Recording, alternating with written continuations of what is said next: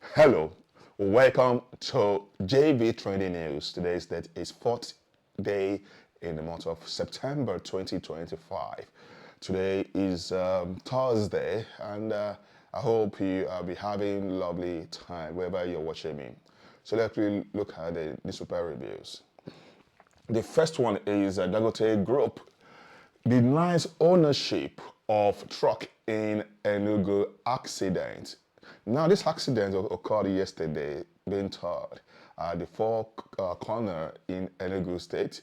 And what happened was that the whole family of five, meaning father, mother, and three kids, were lost their lives. The whole family, meaning that there was nobody left to represent the family. This is a very sad development. As we know, the incident occurred, and now the group, the Indus Limited, or those who are the group, the media for the Dangote refinery came outside and debunked the news that this is not their truck. It's one of the trucks that does not belong to them, that they only used the name to drive the Dangote around, and that the agency, appropriate agency, should investigate and ensure that truly the name of Dangote was not involved in this issue. But what could we say that the name was written on it was Dangote, but according to the people, the media for Dangote, they make like no, we are not. They should investigate. This has nothing to do with Dangote. If about Dangote, either it is a lorry. As you can see there, it's very clear. They debunk it. So we need to know the updates, because a lot of these accidents keep occurring every now and then.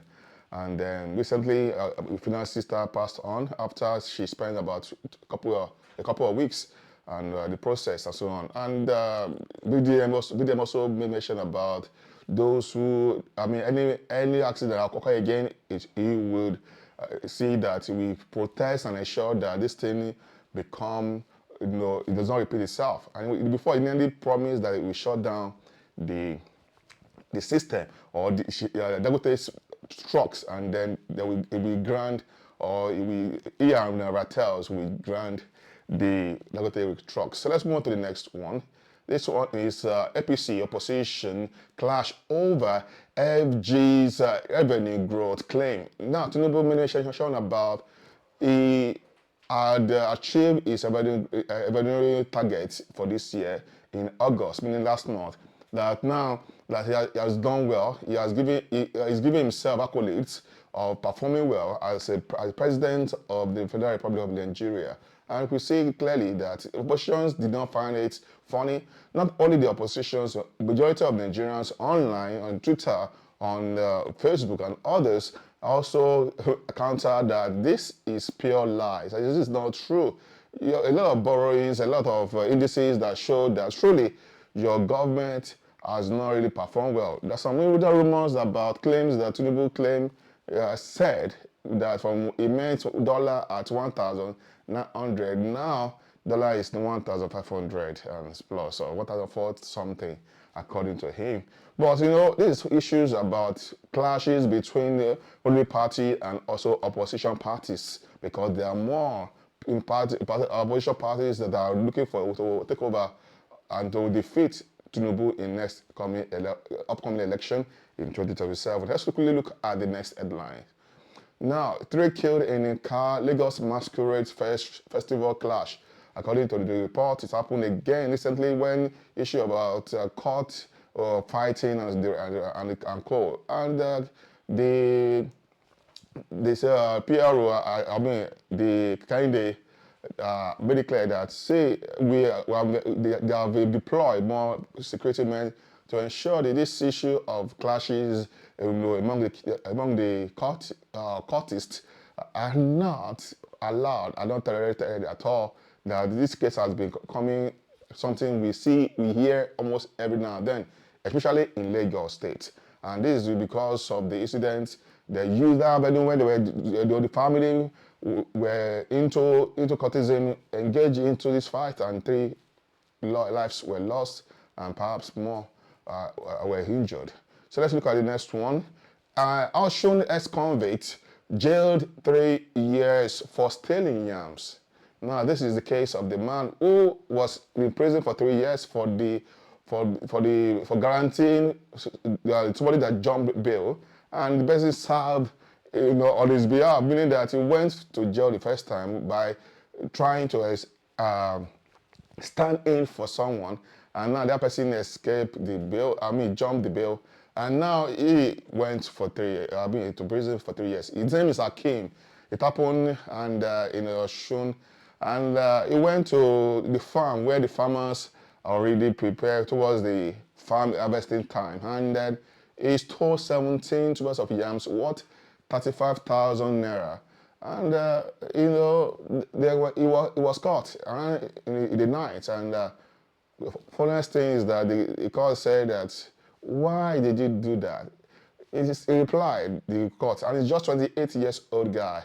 And he said that he was hungry, and then that is why he resorted to that. So the hunger strike led him to commit the stealing, and the stealing led him to court. The court, now he's going to spend another 3 years after he left the prison, meaning that he has not learned his lessons, and perhaps there's nobody to assist him.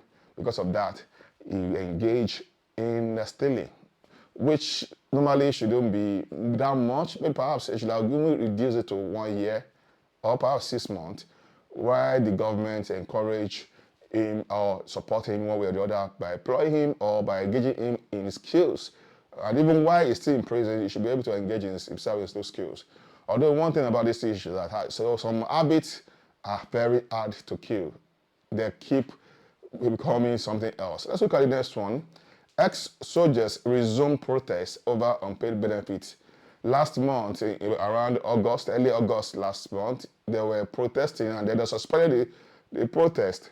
This is not about police. Now, this is about ex-soldiers. Those soldiers that the army already, just let them off. They suspended them, and they dismissed them, and then they're having an entitlement which is supposed to be paid. But when the spokesperson for the army came out and they talked to them, say, let's suspend this thing, let's talk about it, let's see what can we do. And then they suspended it around August 5, and then on the 10th, they promised that they the army will pay, will have paid by then. But the army failed to pay them, and then till now this is a month now, from August 4th till September 4th. So now they have resumed the protest. In this country now, in Nigeria now, it seems that everybody, every organization, even any institutions that are related to government, they are going on strike, or they are threatening. If they're not going, they are threatening. If they're not threatening, they are suspending for a while, temporary, interim suspension of the strike. And at the end of the day, we could say the issues that the country is not really encouraging at all. The government is not doing things well, things that are meant to be done at the right time, and sacrifices that will be made at the right time. And pensioners are also going on strike, and different kind of news you hear every now and then. What is Nigeria all about now? What is the government is doing? What is the Tinubu's government is doing? What is APC government standing for now? It's not only about lies. So let's quickly look at the last news headline. 1,364 West African children recruited by terrorists.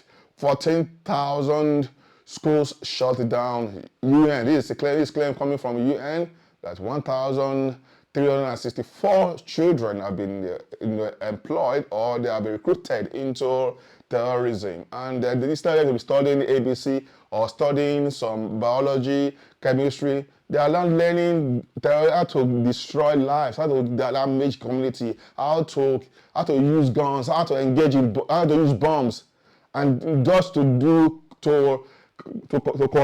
organize crimes, to conspire against the community, against the country, against the innocent souls.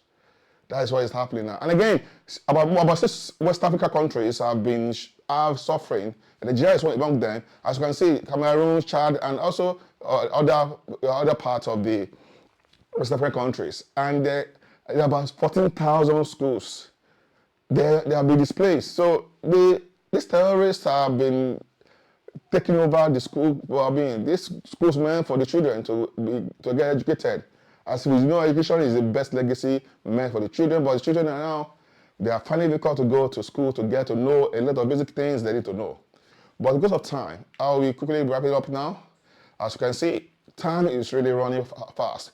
When we just celebrate 1st of September, new month, now we are in already 4th day in September 2025. Whatever it is you are doing there, ensure you work hard, work smart, and again, make sure you don't engage in stealing, engage in lying, because lies don't really speak well.